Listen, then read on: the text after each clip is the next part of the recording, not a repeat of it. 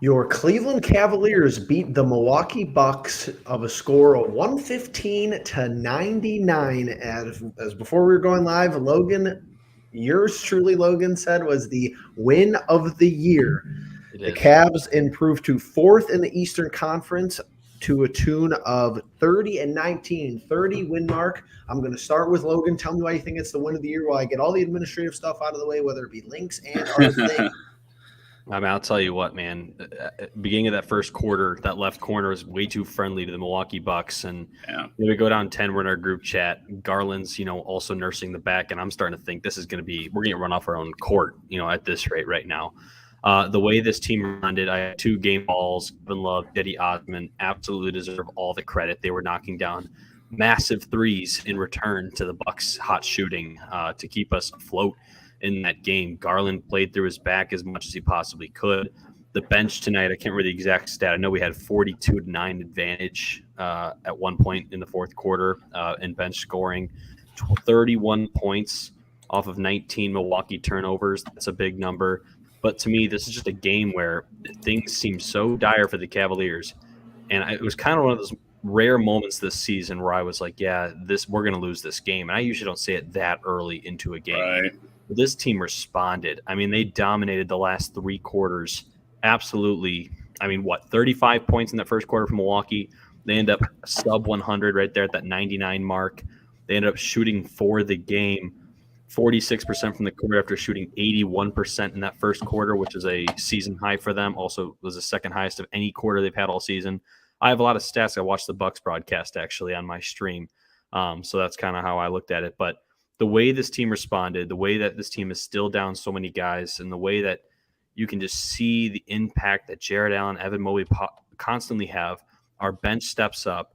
Garland plays through an injury. Rondo is able to control the offense. I think every single person tonight played a role in this game, and that's something that I think it's been rare this season. Not rare, but truly every single person made an impact. Dean Wade knocked down some threes. A lot of good points. I'm sure we'll get into more about this Bucks game and more on this stream, but to me, that's the win of the year. Justin, initial thoughts. Let's go initial, but I have the banner up to talk about that. So Logan had quote unquote hot take. I'll give a second hot take that I think will probably upset a lot of people. This is the most fun Cavs team to watch in the last decade. I honestly have more. I have more fun watching this. I have more fun watching these young players. I think it's like a key emphasis that I think this team. And obviously with Kevin Love, he adds like the one old dude kind of effect where it's like everyone's kind of like, you're throwing around like weird young kid jokes or whatever. And Kevin Love's just like the old dude in the corner who comes around and just like starts laughing for no reason because he doesn't understand what's happening, but he's having a good time. But in all honesty, like I think this young core is just so much fun together. I don't think there's any like fakeness to the love that they all share for one another. Yeah. It's just truly like a family. And I think that's like always the one biggest thing that you try to preach to your players in like high school and college is like, hey, like you guys practically live with each other. You ought to be best friends or at least like really close to one another. But this team like really just seems like a family. And it's not to knock that a lot of these other teams, like the 2016 teams or, just the Kyrie, LeBron, Kevin Love team. I think like the best moment or like the most fun that team was when they had RJ and Channing Frye, who added like a really like funny dynamic to the team and everything. But I just love watching this team day in and day out. Like I'll turn on any game for this Cavs team. And it doesn't matter like what's going on. Like if they're playing a bad team or if they're playing a phenomenal team, like it's top to bottom the most fun I've had watching Cavs basketball in a long, long time. Oh, baby. We got some good points. We got links out. We got people in the chat. Jeffrey O, incredible from second to end. Yes. Derpy Gaming. Yes, sir. I'm not sure what he's referring to, but I'm honestly at this point, do we really need a trade? Let's talk about that. Maybe let's talk about that. Yeah, because if Cedi doesn't do what he does, do we have no ball handler with Garland? The chemistry of this team right now would be a shame to get rid of players.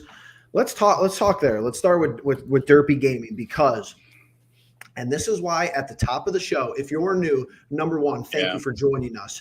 Number two, hit the like button. Number three, hit the subscribe button. And number four, share it with your friends. Just shoot them the link off. Say, hey, these guys talk basketball. You like talking Cavs basketball. Here's the thing before we get to the rest of the chat, because I kind of have it structured, but I forget there's comments in the live. So this is perfect. Great. If you're new, I'm the person for the trade.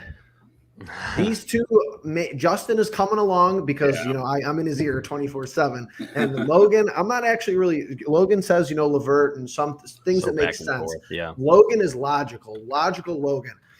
And this is why – and don't get upset with me, but I don't want to trade bench players unnecessarily. But I think some of our starters, could be on the block, or some of our injured starters. I think Colin Sexton could be on the block. And I personally include Okoro in a lot of trade pieces. There's nothing personal against these players, but Chetty, you see championship teams, the 2016 team, this Bucks team last year, they have players that come off the bench and are exquisite. Chetty could give you this momentum where he comes in and he totally carries the workload. Kevin Love has been that guy all year. And trust me, if you go back and watch our preseason preview, I wanted to buy Kevin Love out, months ago.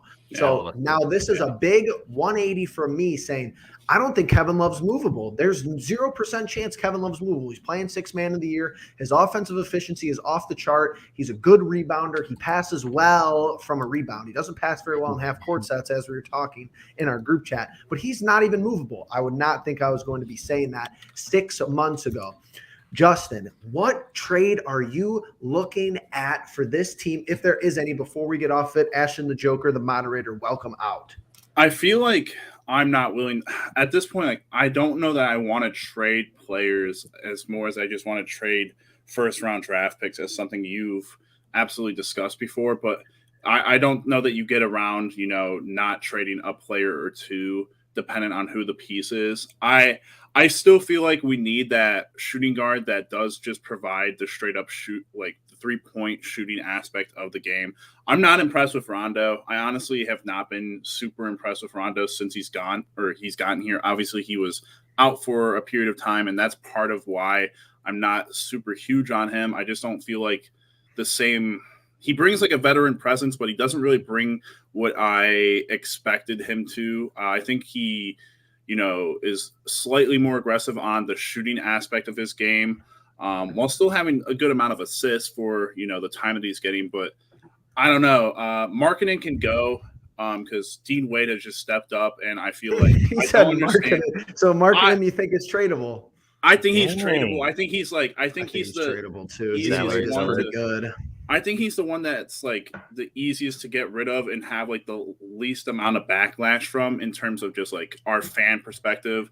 I think the Okoro, like, I don't know what you want to call it, not the bandwagon, but the fans are like coming around to Okoro, and that his relationship with Darius and everyone else on the team is pretty cemented, and that's the problem. A lot of these guys are cemented in as like really good, like I was trying to say at the top of this, like really good friends and everything, like family members almost. You heard Kevin Love talk this week that him and Garland, like right when Garland got drafted here, they hit it off right away, and it's a relationship that's going to last a lifetime. So it's hard to go into specifics. I don't know who I'd want to trade for outside of Buddy Hield, but I've been just going on a rant. So that's all that was on my head, I guess. If I may, you may. I've gotten off of the trade bandwagon, guys, the last few days. To me, get to the frickin' playoffs, and that is a massive, massive win. I'd love a second championship, obviously. Let's be real. Look off the trade bandwagon. To me, it's one step at a time. And I think we are taking a massive leap. I think we're way ahead of schedule right now. And I think before even seeing it come into full fruition, is it time? I don't think it's time. Now, it also depends on the league, right?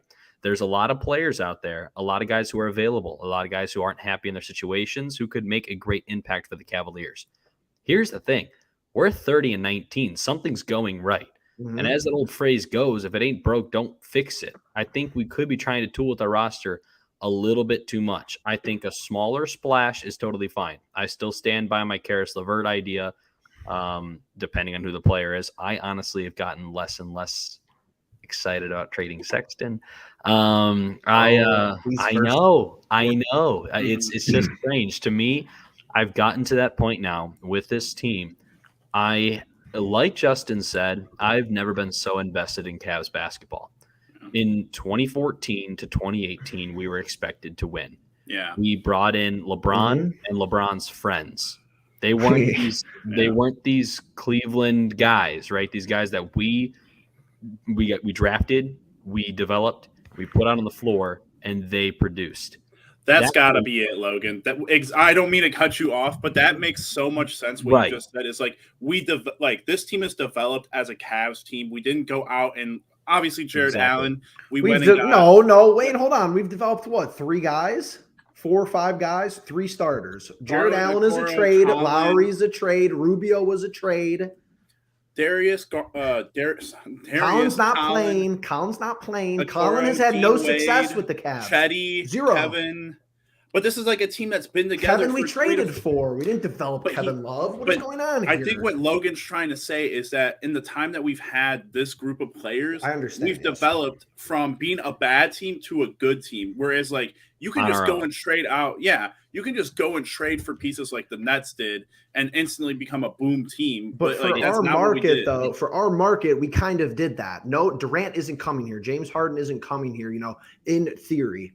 Lowry was moving for a trade. Rubio was kind of this piecemeal move.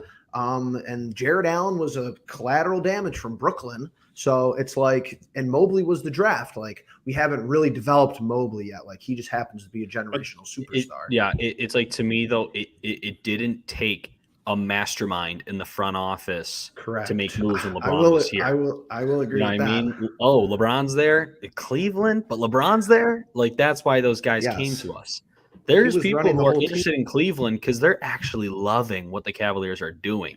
That's why all of a sudden we're hearing Cavaliers in trade rumors and some names that I was like, really? Like, we could get that?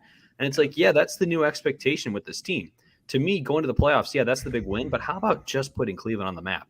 I had 2 games going today. I was watching the Heat and Knicks snore fest that's going on right now in my room. And they're talking about the Cavaliers. Because guess what? This game sucks. I wish we were probably calling this Cavaliers game. That's probably what they're thinking.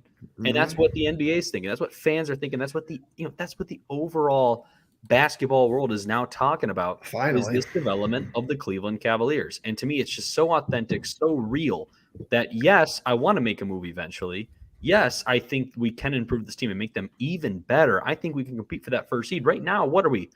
We have the same amount of wins as the first place team right now. 30 wins. We've only played more games. That's the only reason that, we're not sitting up there in the top couple of seats. Right now, we're number 4. Just took that from Milwaukee. And to me, like, it's just so hard to, like, trust a trade, I guess, is kind of where I'm going at right now. Yes, it might make us better, or it just kind of, like, makes us different, right? Does it make us actually better, or are we just different? And that's where you kind of have to really think. That's why Kobe Altman probably isn't pulling the trigger as people would think. I'm still okay with the trade. I'm not for the first time in his career. Kobe Altman isn't pulling the trigger. That's what makes me nervous. He's pulled the trigger his whole career. Now we're going to be flat-footed. I mean, I agree with you guys. And Ashton, this is why I have this up. If you're going to come and talk to me about Kobe Altman, start with these 2 guys. Dean Wade is a starting player in the National Basketball Association. He might not be a starter on every team. Will admit that, but he has played a pivotal role with, almost 20 starts for this team. We have 30 wins, so it's not like he's some schlub. And Lamar Stevens, and I don't want to get on here and get toxic, but it just happens. When I'm watching the game, all I could think of, if we give Lamar Stevens all of Okoro's minutes, I think he would be better than him in like 3 months, maybe less. I really do. And it's no toxicity. I love everybody on this team, but it's like you have to figure out who's good and who you just drafted at 5. If somebody you drafted at 5, right? Who are we paying? That's the same way with the Cam Reddish trade. The Knicks trade for Cam Reddish. They don't even use him. We wouldn't have been able to use Cam Reddish. I don't want Cam Reddish. Like, this sounds so messed up. I don't want Cam Reddish playing over Lamar Stevens. That's where you're coming from, Logan, and that's the point where I agree. Let's get to the chat. Who's with us? Jeffrey O still with us. Robert's in the chat. Ashton, of course. We got King of the 216. We got Watch the Kicks TV. No trade and let them grow. Okay, I mean, it's a viable option. No one's saying you have to press the panic button. Yeah, Watch the Kicks. Here we go. And Jeffrey O, here's a little side point. One guy in the charge system I liked was Justin James. Not familiar. He's really solid, and I think they should have thought about bringing him up. And I don't know. They should have done that. You're taking words out of my mouth. I'm sorry, Jeffrey. I don't know who makes the G League decision. So I can't, I don't know if Kobe's phoning into the charge and saying, we're bringing this guy up, or if it's a JB decision. So I can't put blame on anybody, which is annoying because I love doing that. But we missed on Kyle Guy. I think we avoid a Rondo trade. Is Kyle Guy's a guard, isn't he? Isn't he a point guard? Yeah, he'd probably be our backup point guard. I think he'd be playing minutes. He's played minutes for Miami, and he's looked good. So if we have a miss on the season, I think it's playing Rondo too early because he's hurt, or he was hurt and he's old, and Kyle Guy. But we want to get on here and we want to talk about the victory. Cavs 115, Bucks 99. You're tuned into the Cleveland Pulse YouTube channel. Make sure you hit that like button. Make sure you subscribe. Drop a notification so you don't miss an upload. You don't miss a live stream. But I'm gonna, what do we want to talk about here? I want to talk about Giannis free throws right now. You're killing the mood, but it's a great mood. Right. Giannis and refs. Good Lord, best friends, aren't they? Dude. This is the point I'm going to make. I want everyone to listen up. Mm-hmm. The Cleveland Cavaliers and LeBron James, right? Every time LeBron got fouled, I would listen to the broadcasters. And you know what they would say, guys? He's just so strong that it doesn't look like a foul. Oh, God. The man was getting whacked, hammered, slapped upside the head, and there wouldn't be a foul call. Giannis just shoves with the off arm. Dude, the off arm. Tilts his head back like James Harden and gets a call. Giannis, you're 7 feet tall. You're bigger than everyone on the court. You can get to your spot. You can dunk on people like it's nobody's business, much like Mr. LeBron James. But for some reason, he feels this need to go up so weakly and flail his arms out there, and he gets a call. 10.8 free throws a game, second in the NBA behind the other flopper, Joel Embiid. Who's below Giannis? James Harden. I think we've seen a little bit of a parallel here, a little bit of, a rhythm. What's the word? A theme between these three players. All of them love to go to the rim. They all can finish around the rim, but really they just go up there, slop something up at the rim, flail their arms, and get a call. And I just can't stand that, especially when it's a player as good as that who already has such an impact on the game. Giannis is a fantastic player. I'm not trying to hate on Giannis when it comes to him as a basketball player, but I think him being 7 feet tall, and being 250 some pounds, he can bully so many guys in the NBA. It's a smart play. Yes, you earn free throws, you make more points. I get that, sure. Doesn't mean it can't piss off a fan.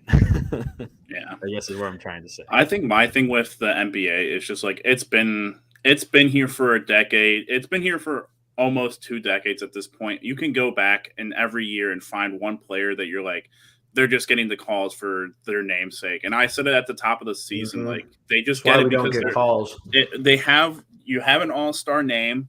And who knows, maybe next year if Garland makes the All-Star and, is getting talked about more, maybe he'll start to get those calls, because I feel like that dude gets whacked so often and he doesn't get enough calls. I feel like he hardly goes to the free throw line anymore now these games. But I don't know. I've always hated the NBA in terms of how they ref the game. I think you go back to the Miami years of LeBron, and LeBron was getting calls that were, he was just crying about it. And you look through the years, Steph's done it. Steph's cried about calls. He's tossed his mouth guard in the first row in game 6. Yeah, they're just babies out there at times. And it's, if you cry loud enough, your mommy will come and save you and, help you out a little bit and make you go to bed. It's just the NBA. It's just how it's been for forever. I don't get too tossed up about it anymore, except when it costs you a game. That's when I get upset about it. It really is so bad. And it's the off arm. His off arm is, especially when the refs don't take into account and it's probably too difficult to figure out. But some plays it's really not though. Like he is 250 pounds and he starts his dribble past the 3-point line. Very often, this is a play that he does. The refs should have to do film just as much as other teams do. I'm being serious to figure out what is his move to get to a foul? Everybody's developed this move to get to the foul. They changed the rules because of Harden's stupid head. That's literally the reason why that rule was implemented. So you know that Giannis is going to start from the top of the 3-point line, and he weighs 250 pounds, and he's not slow. It's not like he's, this burly dude who's slow. He's in shape. He's 6'11". He's huge, and he runs at you. And then we get hands on the ball and our guy falls back and it's a foul. I'm not understanding how he gets so many calls for being 6'11" and the bulkiest 242 I've ever seen out on the court. 1 and 2, you just shouldn't get that many calls really if you're that big. If you're going to play aggressive, then you deserve to be played aggressive. You should be expecting the contact. Yes. Especially against Mobley and Allen. Those guys are gonna freaking go at you. We're literally he had 26 and 9, but he had I think 12 free throws, 11 free throws. They're lucky Garland had to go out early. Garland was going off. They're lucky they're getting every foul call. We would have beat them by 25. And it's not like, nobody's saying the Bucks are bad. If we have stray Bucks fans, nobody's saying that. We're heated up after a game and nobody's saying Giannis isn't good. We do these live streams, man. This is why we do these live streams, but it's just one of those things where it's starting to really stick in my craw that we can't get calls at Rocket Mortgage Fieldhouse. 1, we can't get calls at home. It's embarrassing. And number 2, and there's no evidence for this, but I could tell you that refs, I know they do it. They wait, especially with Giannis, especially people around the rim. They wait. They see the contact, and maybe it is contact. They wait for the shot to see if it goes in, and if it rims out, then I hear the whistle. So many late whistles. Just call it. Literally, just call the foul, and we'll go on from there. If it's an and 1, that's fine. I love Bobby Portis getting teed up in the first half. Hilarious. Swears right at the ref. Literally, so funny. But I'm way.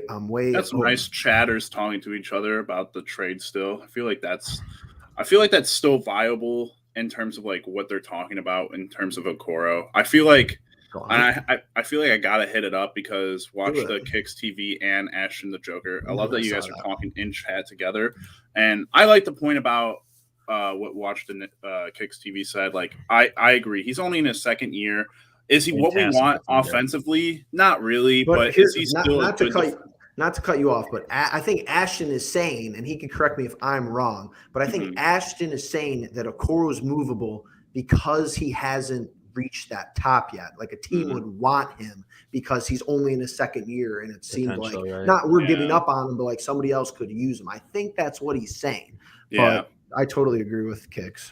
No, that makes sense. It's hard because you look at the team right now; they're down a lot of guys that they originally had on the roster at the beginning of the season, Colin, Rubio, Markkanen, and they were still able to beat the champions and, beat them well. It's tough. I know I speak for myself in the sense that I'd rather just keep the family aspect of this team together and not really try to shake anything up right now. I know that, again, I'm perfectly fine with trading assets and guys, not Kevin Love and Chetty, off of the bench and Markkanen, but I just don't know that gets you anything. I don't know that that's really a. Well, the Rubio contract have to be involved. We have a JaVale McGee extension, and this is fine. And like I said, this is a point of where I think it's right down the middle. I think even a small move, some people want to make a small move and some people don't want to make a move at all. It's all warranted talking points. But I'm going to put this ultimatum out there early.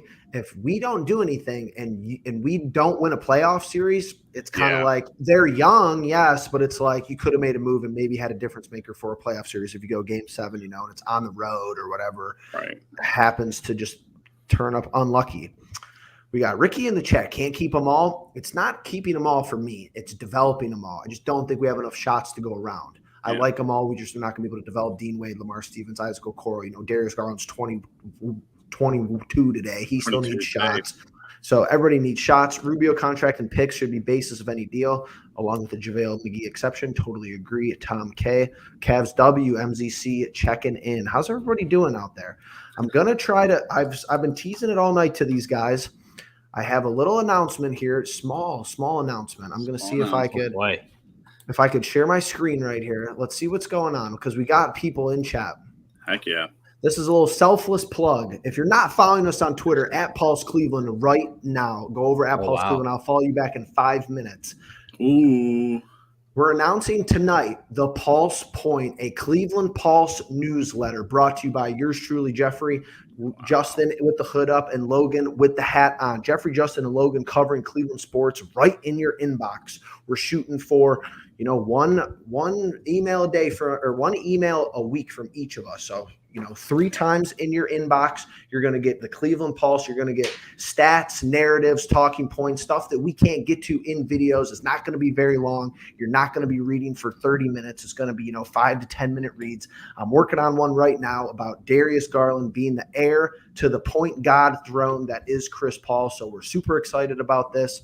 And there's a lot in the works here coming up on the Cleveland Pulse YouTube channel. Hey, you need to like that. Your profile, or not your profile, your bio there. Help us reach 1,000 subscribers, not 500. I'm going in increments of 100, baby. We're doing great. Bennett said I should have named it Short Report, but I went with the Pulse Point instead. We're keeping the Pulse brand. Cool, though, Ben. I like that. Yeah. I told him he could take that. Real quick, everyone who's in chat, Logan, I feel like it's very necessary to make it a point that Jeff has been working super hard since we started this whole thing, getting that, website down for us to do this whole podcast. Everything has taken a huge jump since Jeff has taken the initiative. I really just wanted to make sure that we do give Jeff his dues and that, we make the point out here that he is, you're doing a great job, Jeff, and we appreciate it. I couldn't have done this with Justin because it was Justin's idea. The whole idea was Justin's. And Logan has been an addition that we did not foresee happening. We didn't think about ever adding anybody. And then we were like, we need a Cavs guy. We need someone who's basketball minded, who's a color commentator, play-by-play guy at OU. And we got 24 people in the live chat. Shout out to everybody. Our goal is to be the best, the best indie media in Cleveland. I don't care. It sounds like a crazy goal, but we're going to the tippity top of the mountain.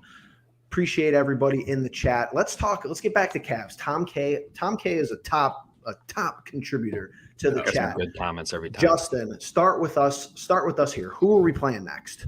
We got Pistons. We are playing the Pistons. Is it a Garland sit game?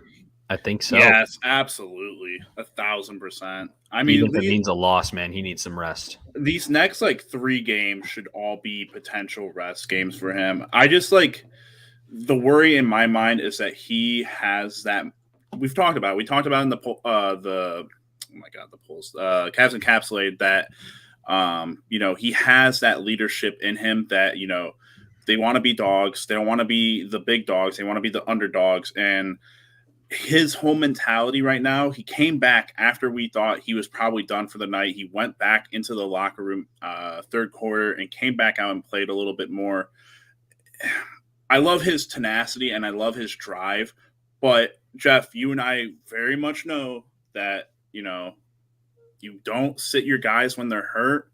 There's a potential for some very bad side effects. Mm-hmm. And obviously, he's been dealing with it for forever. I just want him to take that time. Obviously, we're talking about the All-Star break coming up, but he's probably going to be participating in the All-Star break. So, got to get him some rest before then. And we've seen guys like Giannis take rest days. He took a rest day right before our game to come back and take a big L. But we gotta be able to do that with DG. I like what Darius did, though. Come in that fourth quarter, he didn't push himself. I think more than anything, we had him out there just to stabilize, right, to make sure there was no quick run. There was a loose ball, remember, and Garland didn't dive on it, and I was like, that's the best decision you can make right now. I like that he was out there just pounding the rock, orchestrating the offense, and doing basic setups. But you could tell he wasn't running his full speed. He couldn't really do the moves right now, and that's fine. I think as a Cavs fan, if the next 3 games you go 1-2 without Garland, 1, it shows his worth, mm-hmm. and 2, I think it's just best long term to let him get a few days. Because back spasms, a lot of players have them. I think it's a very common thing. Like a lot of guys play through them.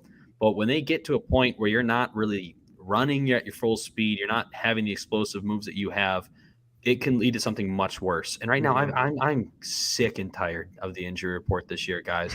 I don't need to see our best player on that list. So if he wants to take a few games off, I think it's definitely warranted. I think he definitely should go for it because I think he's done enough to make the All-Star game. I mean, when you talk about the people who vote in the reserves, coaches, and media has some say in some things. Everybody is giving Garland his due right now. I got to believe he's going to be suiting up in Cleveland for that All-Star game. So why not rest it up a little bit, get some extended rest with that All-Star break coming soon enough.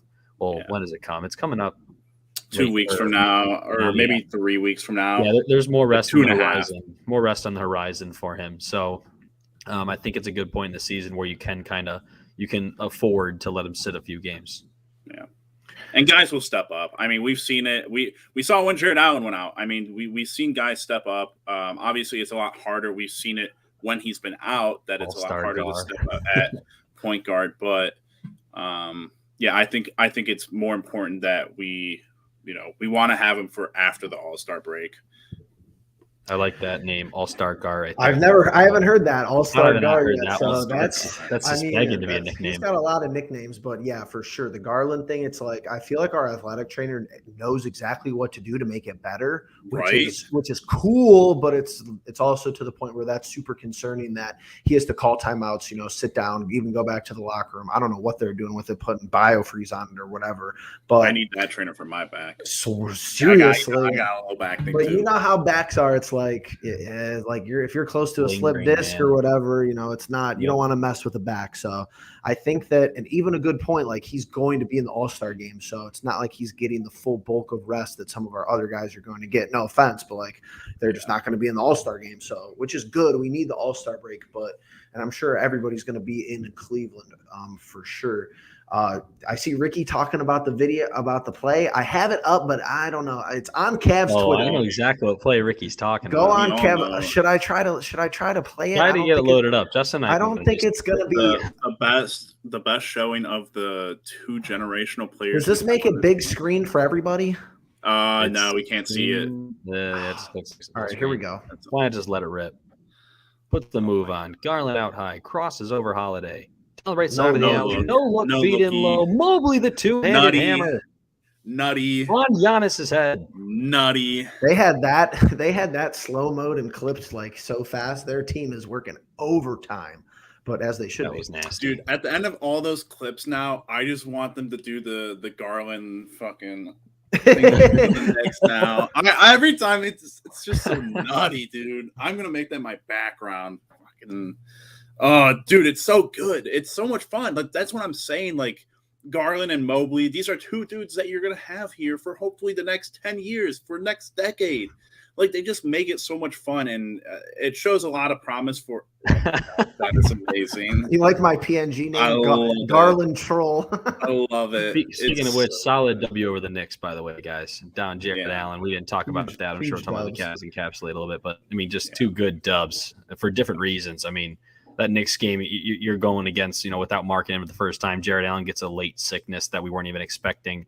And against a gritty Knicks team, a team that, is going to really play you hard, I was very, very well pleased with the way that the Cavaliers responded in that game. And to come off that game, get Allen back, go down 9 in the first quarter. I don't know. I'm just over the moon right now with the way the Cavaliers have been playing despite the situation from game to game. We should note that in the Cavs encapsulated, Jeff did pick us to win this game. Oh yeah, Justin, we lost the game. After we went off air, off the recording, we all went around and said we could think this is an 0-3 week.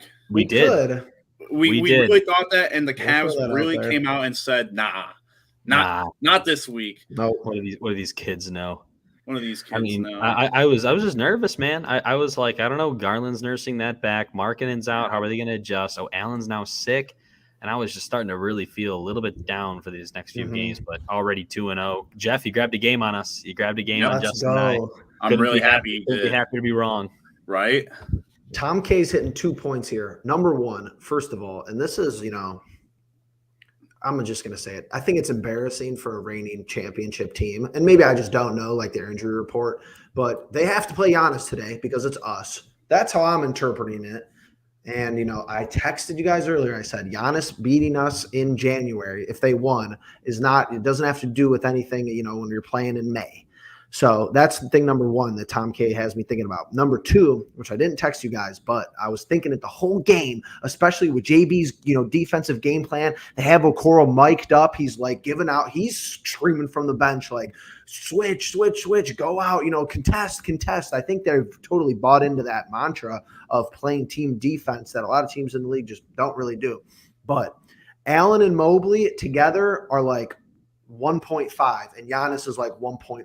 That's what I was seeing the whole game. Allen and Mobley combined are better than Giannis. Now that's just a testament to how good Giannis Antetokounmpo is, because you literally need 2 7-footers to play good on ball and help defense with the double teams all night to beat them pretty single-handedly. The Giannis stoppers. Dude, I mean, he really should not have had that many points. City. He really should have had about 15, 16 points in my 100%. opinion. 100%. He only shot 8 times, I believe, for the game. And Bobby Portis is like, we'll just let Bobby Portis go. Go ahead, have 22. I didn't know he was that good, but he's solid. It's Bobby Portis. I'm not too certain. Thoughts? Bobby Portis is another one of those Cavalier killers, guys. You know how I love those Cavalier killers. I always bring Evan Fournier scored the 7 of the first 9 for the Knicks. He's another Cavalier killer, and I were texting you guys like, I'm already lucky with him, dude. Like, he didn't score again. So maybe they're changing some of that this year with the Cavs. It's a different team, man. It's a different season. Winning on the road in places we haven't won in, there's just something different about this team. And I think that's what Justin and I and Jeffrey, of course, that's why we're so excited.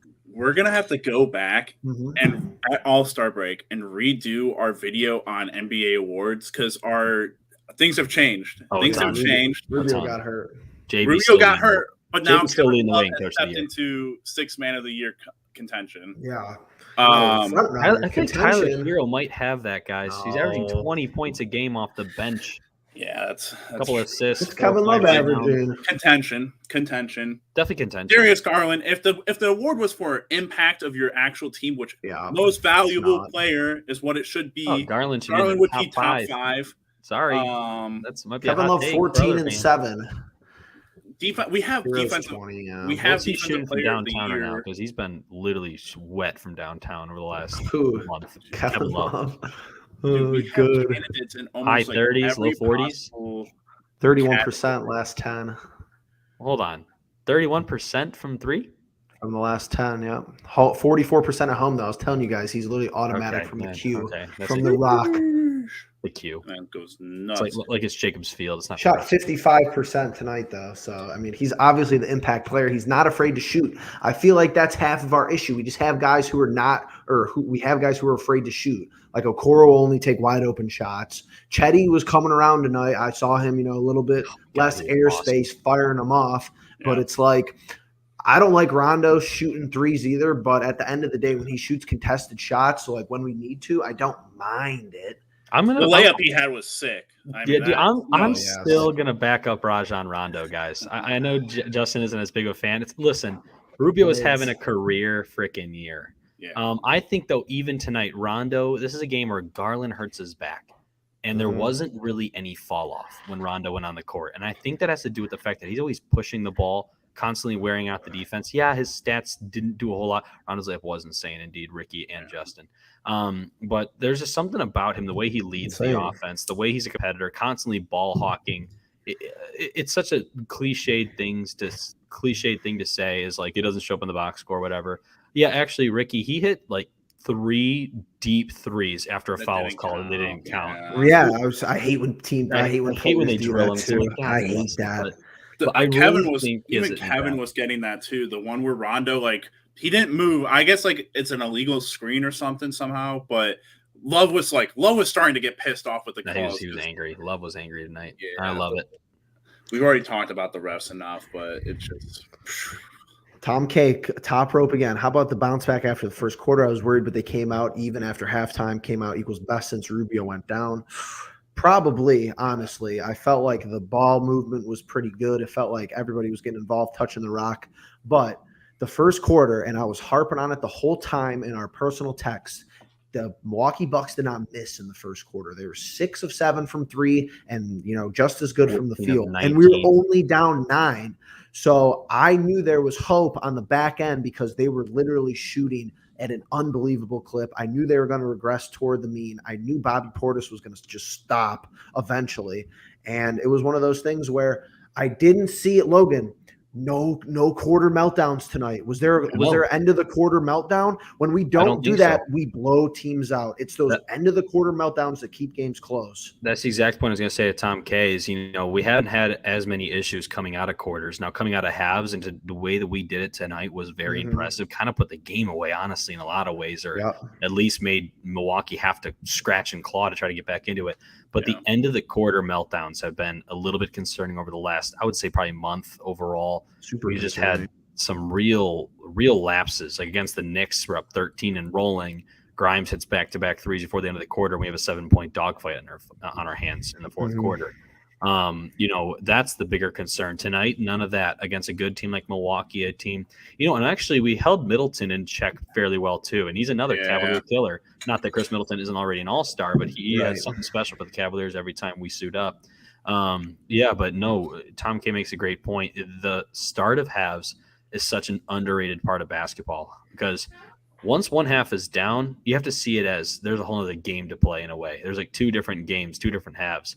Hell, the Clippers just came from 35 down the other night. Gotta play the whole game. And went on a 4-point play by Luke Kennard. I mean, you got to play all 4 quarters. You got to play every minute of that quarter. Like the others. You can't have lapses in today's NBA. You hit a couple of threes, you're back in it, and guess what? People are firing them up at an unreal rate now. Crazy, even us. It's kind of crazy. It's not. It's outside of our identity. When we were kids, guys, and a 10-point lead felt big. When we were kids, like a double-digit lead, like when early we were 2000s. younger, they used to give out chalupas at the queue if we scored 100. Right now, it's like the place that gave out chalupas would be out of business. Yeah, no, for real. It's a totally different NBA. So when you have teams that can knock down back-to-back, sometimes to-back triples, a game can change at the snap of a finger. So that is interesting to watch as the season goes on. We've had some nice comebacks. Jeff and I in attendance for one of those. Celtics. That's a game of the year, IMO, but bias, of course. That could be a game of the year too. I don't know, man. This one felt special to me. Let's talk about Watch the Kicks TV. Our bench is so deep, anybody could go off. Wade, Stevens, Love, and Jetty. Yes, we have a Logan in the Low Post episode, installment number 2, coming about the bench mob. This is probably the best part of the team. That's why I think the bench players are the untouchables. It's very weird. I think Okoro, Markkanen, and even hurt players, of course, Rubio, and maybe even throw Colin Sexton on there, are going to be on the chopping block before a Love, before a Dean Wade, before a Jetty Osman. Just one of those things. It's the team is kind of constructed like backwards. It's very weird, and I like it. Of course, the 7-footers, makes it unique, and everything involved with that too. Everyone knows Rondo can't score. Robert says going to need him to hit a few shots. He's going to have to hit a few. The guys that don't hit shots, if they hit shots, we win games like tonight. If Okoro hits 2 or 3 threes, that's why it's so frustrating when I see him get these open looks. Darius is feeding the ball exquisitely as he does, and it's like his worst percentages are when he has 6 foot or more of space shooting the 3. That's what's so frustrating. We need 2 or 3 Rondo threes and 2 or 3 Okoro threes, and we win games by 15. Speaking of interesting stats, Jared Allen had another double-double. Aren't we like 23 and 6 when he records the double-double? I was so upset that Garland got hurt because he was on that. He was on that 5-game streak, right? With assists, yeah. But here's my thing with the bench mob, and it's a great talking point because I feel like I've been talking circles around the idea of why, when we are healthy with Markkanen, is Dean Wade not seeing minutes just to relieve guys? He comes in, plays great against the Knicks, comes in, plays great against the Bucks. Obviously, he doesn't play phenomenal. He doesn't blow it out of the water, but he still shoots the 3 ball. Maybe not at the velocity is not the right word, but the capacity that Markkanen does, where he's just setting up 7 of those a game. But Dean Wade still hits those threes in the way that Markkanen does it for you. That's why I'm okay now with trading Markkanen. But I want to understand why, when we're healthy, that some of these guys aren't getting minutes and aren't relieving other guys, because we get to this point with, Garland with the back. Obviously, Rondo is your only guy that can really relieve him now in a meaningful way. But, you had Brandon Goodwin also doing that for a period. Where's he at? You got to, and I understand that when you're playing these good teams and you're kind of getting almost like a playoff matchup, and you're trying to you find out what works against these really good teams that you couldn't expect to be in the playoffs. I can understand restricting minutes in a way, but when we're this deep into the season, you got guys that are hurt, dealing with issues, sick, whatever it may be. You got to take your time to find guys that can step up, do what they do, and relieve our stars. Because I'm looking at the roster. I've told you guys there's been teams that we've played that have 9 to 10 guys that play 15-plus minutes. Tonight, we had 9 of those guys. Dean Wade would have made it 10 if he had played one more minute. That's your benchmark, though. And that's why that's one of my favorite points that you've made all season, is that the best teams that we play, Memphis is arguably the best team in the league. Arguably top team in the Western Conference, absolutely no doubt. They have 9 or 10 guys who all see minutes, all can contribute. So, Justin, that's been your benchmark. I think even with playoff matchups, that's something you stick with, because at the end of the game, your starters are going to have less load on you, less minutes than the other guys. Think about it. Now we're into game 3. Now we're into game 4. We've been traveling, game 5, game 6, etc. So it's one of those things where I think JB, I think it's a organization-wide, it's kind of startling. It's like they thought that we were going to be good. Like, you're always confident in your players, but I don't think they thought we were going to be this good. Like, half the time it's a meme when I say it, but why doesn't Ed Davis see minutes? I think Ed Davis could play 6-7 minutes a game. I really do think he could go out there and grab rebounds. If somebody isn't rebounding, boxing out, playing consistent basketball, come on, sit down and let Ed Davis go in there. We have so much depth and so much consistency. I think the one faltering point where we saw that was Kevin Pangos. But, even Brandon Goodwin, Rondo doesn't have to go out there and play the last 20 minutes of a game if Garland's hurt, because we literally have Brandon Goodwin. Guys, another team we could talk about, Miami Heat. They have 9 guys averaging 20-plus minutes a game this season. They're first in the Eastern Conference. Absolutely nuts. Tom K is always on point, man. Not playing down to the Pistons. And this is what would make me nervous about Garland not being out there, because I still think we could get the job done. But we saw one of these games recently. Who did we just play? And I didn't think we played very well, and we won. The Thunder, the second game of the Thunder. We didn't play very good, and we won. So that's productive, but only Pistons are playing good ball right now, too, overall. They are. Relatively. Cade Cunningham really coming along. Jeremy Grant constantly in trade discussions, and he's definitely getting his stock up. He's playing some good ball. Sadiq Bey has been fantastic for Detroit since arriving there at number 15 pick. I think he was kind of a steal in a lot of ways for Detroit. It's going to be a young team, and the Pistons and the Cavaliers are that same way. But when you're down in your head of the snake, possibly, we're not obviously freaking medical trainers here. If Garland can't play, don't be surprised if that comes as an L in the column for the Cavs. That would be a good win for the Pistons too. And Ricky brings this up too, but it's like Windler doesn't even get any burn tonight. I feel like people have, potential. He's been unlucky, as Tom K mentions. He's kind of had the injury bug, and it's been one of those things where he hasn't played a whole lot of consistent basketball. We see what happens when Okoro, misses a lot of time, and it's just you have to stay in the rhythm of the game. But it's like we beat them, and Windler doesn't even play. And I think Windler could be a guy we look back on, and unfortunately, we just, another guy. I'm gonna harp on it because it's like, don't be upset we didn't bring in Cam Reddish. I promise you, I would not lie to you. Don't be upset we didn't bring in Cam Reddish for the low price, because there's guys like Windler who don't even get shots up. And he's going to be a guy we probably cannot retain for whatever reason. He's a first-round pick.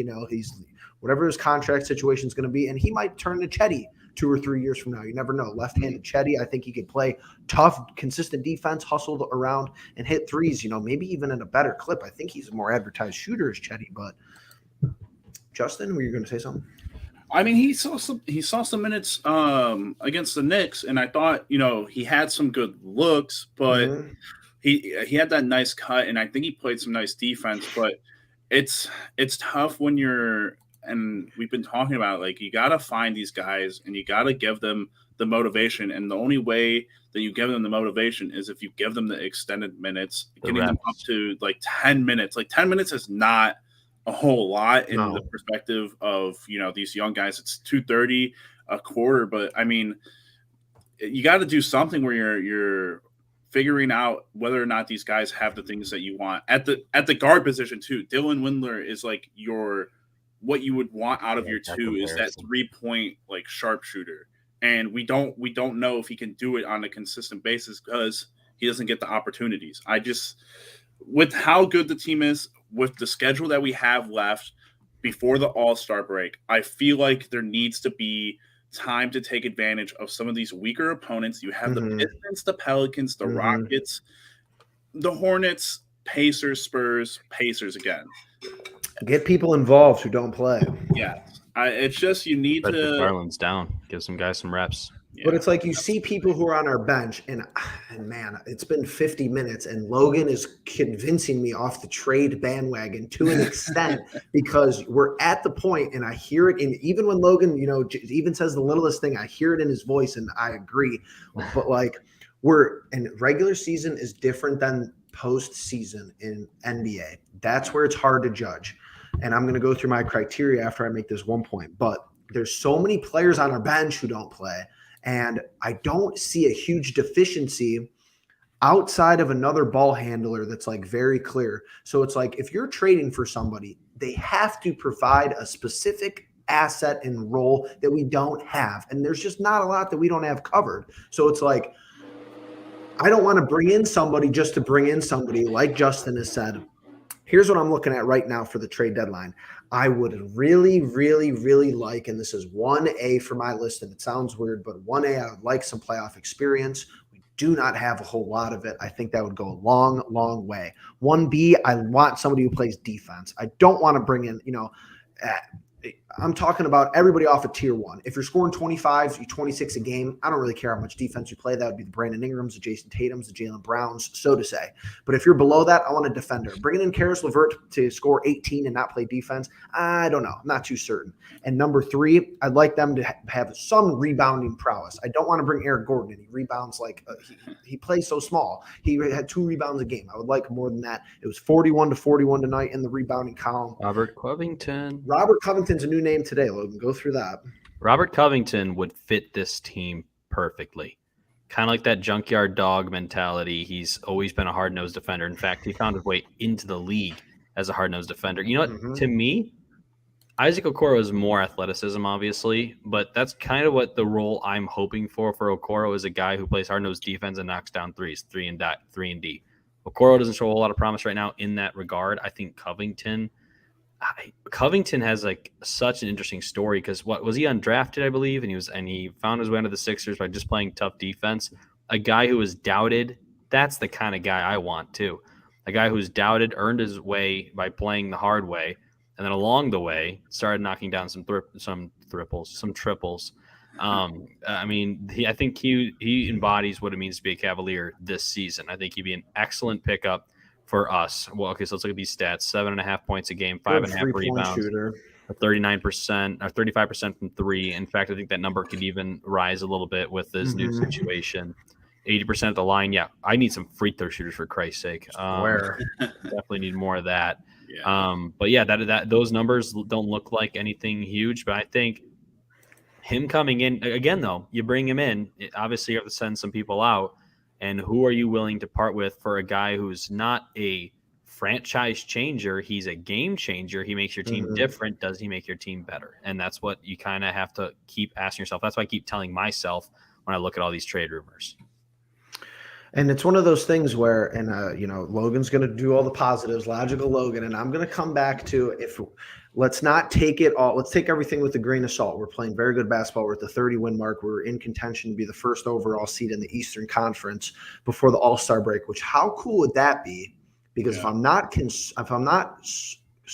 what the hell am I saying? If I'm not incorrect, if I'm not mistaken, I think the first overall seed's coach coaches the East. Imagine JB coaching the East. That would be crazy. With Coach of the Year. I don't want to hear any other arguments as long as I told you we got so many guys up for awards. It's ridiculous. With Garland. So that would be crazy. But we're at the point where, yes, he's done a pretty good job this year, and we have 30 wins, like I said. But the issue that we have is that Kobe Altman has put us in a position where we have to move somebody now. It's like one of those things where we can't just move picks. A lot of teams would just move picks at the deadline, but between the cap and between the players that we actually have playing very well, it's not like we can throw, 2 first-round picks at somebody and get somebody and keep the same composition of the roster. That's what makes it so difficult. Obviously, our great play has added to that, as well. It's a lot easier to sell than it is to buy, at least I think, for most situations. Ricky's saying, Covington. I heard Covington today. The last Portland game we played them on the West Coast, I was watching him the whole game. I was loving what I was seeing. I feel like he would fit the mold that a lot of guys that we bring in might not. I feel Absolutely. Like we're a younger kind of eccentric team. We're the dogs. We're kind of barking. It's a little bit odd, but it works. So I think Covington fits that mold. I feel like you really got to try to use the trade exceptions that you have. Obviously, Rubio's contract, I can't believe that it's like a valued thing by teams, but you also got to just trade the assets of picks. We're no longer just already made it a point that, we're kind of at this stage of this team where you have all the guys that you need, except for the one more superstar, the already developed superstar, maybe not superstar, but player that, truly changes what he brings to this team or what this team can do on a night-to-night basis. I've always tried to find the scenario that you can almost get Buddy Hield for nothing, in my eyes, but I feel like for the past 2 years at least, he's been a very talked about name at the trade deadline, and nothing's happened. But like I've said, you got to find the teams that are selling, and hopefully one of those teams that is selling, it has a player that just needs a relocation and a new role. But I think, Jeff, when you were listing 1A, 1B, and 1C things off for what you want in a trade, my biggest thing is, someone that's going to be willing to buy into the JB system that we've seen so far. And one of those things where I'm listening to other, people cover the Cavs. I'm listening to Cavs beat reporters, and this is kind of, off topic, but the complaint about JB, I believe he was a coach in Memphis, and I believe at the college level too, as well a little bit, is that he rides guys too long. So we were talking about minutes earlier, but it's like his minutes usage has been this is the first time people have talked about it. But what I found funny, Justin, because I'm usually on Twitter looking at Browns mock drafts. I saw a Cavs mock draft today. Already. And this is what you have to, somebody just completely on their grind, but you have to understand that with the 26th pick right now, we are mocked to take forward EJ Little from Ohio State. Liddell? So EJ Liddell. I don't even know his name. So I was like, who is it? It's one of those things where it's like you're not perfect dream world. You're not getting Brandon Ingram at 26. You're not getting Jaylen Brown at 26 type of player. So I mean, you could. It's very unlikely though. You're probably, just as far as picks, first rounders outside of the top 3 the last handful of years hasn't meant anything. I know I'm probably missing people, Tyrese Halliburton, whatever. Don't come at me. But it's one of those things where the late 20s, like you're not finding a Greg Newsome at 26 in basketball where he's going to come start and be all shout out to him. Shout out to him for being season ticket holders. He needs a New Jersey. He need to get a New Jersey. Got to buy in 100%. Ashton saying, we got the Cleveland Pulse has one of the best chats out on YouTube. It's all great logical points. We're pushing 58 minutes. I'm going back to one last time before we head out of here because it's getting a little bit late. We try to go like 45 minutes to an hour. One last time, head over to the Cleveland Pulse Twitter page at Pulse Cleveland. Shoot us a follow. We're 4 followers away, and the Pulse Point Cleveland Pulse newsletter is now live. Currently have 3 subscribers. Hit that subscribe button, put your email in. We're just going to send you, 3 times a week newsletters talking Cavs. talking Browns, talking Guardians, if that's your thing. You don't have to. There's nothing, there's nothing involved. It's all free. The Cleveland Pulse YouTube channel is free. The newsletter's free. The Twitter's free. If it comes in your inbox and you delete it, that's fine with us. But if you want to read up, if you want to become maybe a little bit more dialed in, a little more sharpened as a fan, hopefully we could provide that value for you. What a crazy live stream. Pushing 40 people in the live. If you're here, we appreciate you. Like the video and subscribe. Hit that bell notification. I'm going to Justin. You wanted? Okay, I want to make one more announcement too. And usually we talk about this after we get off of our streams and our podcasts. The fantasy draft that we're planning to do. Yes, people who don't know, we're trying to do a draft format. Us 3 guys are going to select maybe 7 or 8 guys. I think we're deciding a starting lineup and a couple of bench pieces. Yep. All-time Cavaliers, but these players can be in their primes. Mm-hmm. You can have MVP Derrick Rose. You can have 30 points a game Dwayne Wade. Mm-hmm. You can have Sean Kemp dunking on everybody. Mm-hmm. But I think, and Jeff, you can say what you think. I think we should put a poll out there on Twitter or just a post, say comment below players that you'd like to see in this draft. Get everybody involved. I'd like to see our Cleveland Pulse fans give us some names because, there's a lot of players that come through this system or come through this team, and a lot of guys who are past their prime but still played for the Cavaliers. We're going to miss a few. So feel free to definitely drop in a few names that you'd like to see, even some meme names. Like I'd be happy to throw them in. And we're going to have fun with that draft. I don't know when we decide on that. We're probably going to give it another couple of weeks and try to really develop it and get the right players and get a system down so we can do it. But that should be a really fun video. We want our fan base to be a part of that. Someone's got to drop a poll underneath that poll asking how high does Justin take Darius Garland? Number one. Again, 3 LeBrons. We're getting 3 LeBrons, so don't worry about that. We'll all get at least 1 LeBron to make it fair, just so everybody knows. I mean, honestly, Darius Garland should be drafted. No, Eric Snow, number 1 overall pick. That's hilarious. But it's like Darius probably could go undrafted. He won't, but it's like the Cavs have rich history. We always talk about this, how good, even without LeBron. Especially in primes, though, prime RJ. Prime Antoine Jameson was no slouch. Right. Even prime. What about primes now? I could draft Andrew Wiggins if I really want to. That's true. Tom K, don't be giving these guys idea about D Wade's. Untucked Kyrie and Ricky Prime Anthony Bennett. I would take untucked Kyrie would be his own player, and then black mask Kyrie would probably be his own. Oh yeah, yeah. We did three Kyries and 3 LeBron. Drew Gooden, and how about Carlos Boozer? Didn't we have Greg Oden at one point? Ooh, a prime Boozer too would be really nice. NBA primes. We're not taking Greg Oden at OSU prime. Or whatever. That will be fun. Definitely want some names to be dropped on Twitter. I'm gonna have to draft Chetty for the doctor. Doctor's gonna be on me if I don't draft him as the last pick. China League. Oh my gosh, we're losing it. We're losing it here. I think he's still only averaging like 2 points. I'm going back into this Ron chat. Harper was nice. He was nice. Imagine. Oh, that's what we should have done. We should just get the first 21 names that people put in the chat, and then have to pick from those. It'll be recorded. We could even. Honestly, guys, we probably should break it down by every 10 years. Name have literally fans. We're gonna have to do a lot of research. Yeah, fans can be best players of the 80s ever to come through the Cavs. Any single player who was good in their primes go, and like prime Ron Harper, like Cody said.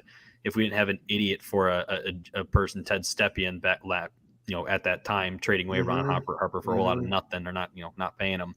Who knows what the Cavaliers team and a coach too. We'll draft a coach and a GM. We'll draft a coach, Ty Lue. Nah.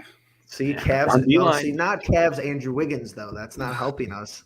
Right. Cavs. Andrew Wiggins. We're doing them at their peak of their careers, no matter where they were. Prime Shaq, guys. Prime Shaq could be with Prime LeBron. That's what we wanted to do. Prime Dwayne Wade. I'm gonna. Andrew Bogut.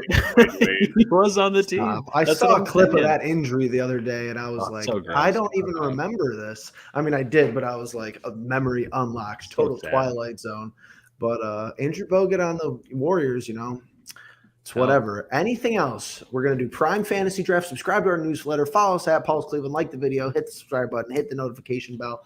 Any final thoughts? I'll start with Logan first. Team Cavs thoughts. Cavs thoughts. Okay, one more housekeeping item. Logan Lopez coming up. We're going to talk about the bench. If you have any recommendations on anybody you want me to talk about, anybody you want me to cover, any games or a specific bench player played well in, remind me. I want to get them all as much as I can in that video. But on tonight's win on the Cavaliers overall, 30-19, we now own the 4th seed in the Eastern Conference. We have as many wins as the top team in the Eastern Conference. So I think Miami's about to grab their 31st. So, whatever. Fact of the matter is this team has come so far in such a short amount of time. Evan Mobley has been an absolute difference maker. Garland, in his development has really played a factor. Jared Allen comfortable now in a system with a coach who really wants and gets what he wants out of these guys. I guess that makes sense. And the resurgence of Kevin Love, the resurgence of the Cavaliers, a lot of things going well. Appreciate everyone coming to the live stream tonight to chat. Justin?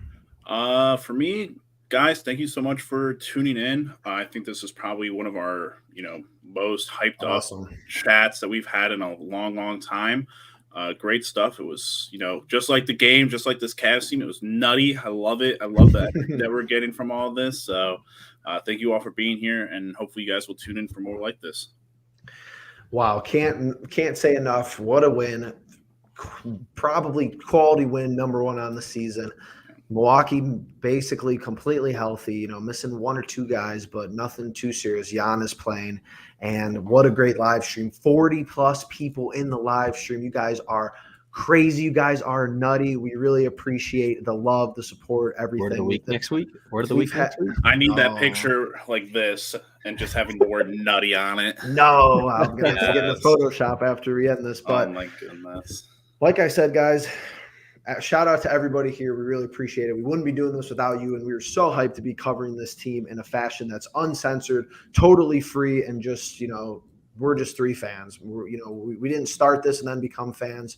We were fans, and then we started this. That's what I've been telling people. And just comment whatever you guys want to see. Check out some of our other videos. Share with your friends. Make sure you guys keep enjoying the Cleveland Cavaliers. And one last time before we sign off, make sure you let them know. Had to get it.